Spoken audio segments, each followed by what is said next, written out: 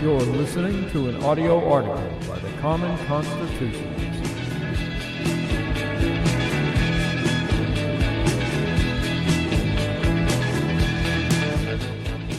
Today's article is entitled McCain's Hatred for Trump is Stronger Than Friendship. John McCain is in a familiar position. He is once again back with his people. John has regained his status as the darling of the leftist media, just the way he likes it. The Maverick, as he's been known in the past, is normally the definition of a Republican establishment hack. Yet he has now bucked his own party not once but twice with his two dramatic no votes on the beginning of the process of at least curtailing ObamaCare. Now let's be clear, this was not an ObamaCare repeal vote, but remember, an object in motion tends to stay in motion. If this is all we can get, at least it's motion. Recall his first no vote as he strode to the floor of the Senate chambers to give his cinematic thumbs down, mic drop, walk off. If the Senate had performance awards like the Emmys or Oscars, he would surely have won one. In this go-round, which is being billed as the Obamacare repeal swan song, he is making the excuse that his no vote is due to loyalty of and fealty to the sacred Senate process.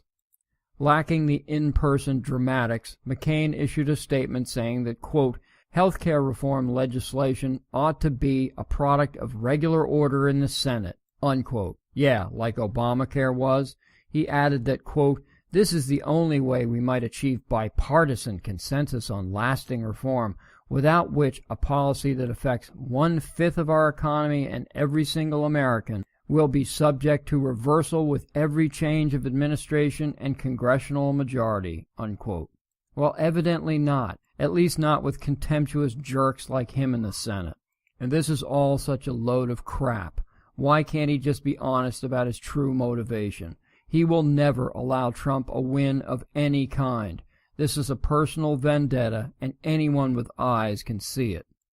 McCain has a bad temper and is a bitter, vengeful old fool. It was on display when he lost the South Carolina primary to George W. Bush in 2000 for the Republican presidential nomination. The New Yorker writes that, quote, John McCain's disdain for Donald Trump was stronger than his love of Lindsey Graham, unquote. I rarely agree with the New Yorker, but they are correct in their assessment. For any other president, McCain would have voted yes. His hatred for Trump runs so deep as to completely cloud his judgment. I feel certain that ever since Trump dissed McCain regarding his capture during the Vietnam War, McCain resigned himself to never align with Trump and to do everything in his power to obstruct and torpedo Trump's agenda. And he doesn't care who he hurts in the process, not even his BFF, Lindsey Graham. And I think that this is what makes it so obvious. McCain doesn't care whether Obamacare is repealed. Like many politicians, he doesn't care about anyone but himself and his own personal power. But most thought he cared about his friendship with Graham. Historically, these two were like peas in a pod. They always voted together regardless of the issue. But he despises Trump so that he is even willing to sell his own friend down the river to deny Trump a victory. And it's not as if it's a real win for the Trumpster. But the Maverick knows that Trump will take the Senate victory and run with it. At any cost, McCain must deny this of the president. At the cost of the people of Arizona and millions of Americans who will eventually face ruin as Obamacare is held together. And his hatred is even greater than what everyone knows is on the horizon. Thanks to John's sophomoric spite, we are set on a path to Bernie-care, single-payer Medicare for all. Thanks, Maverick.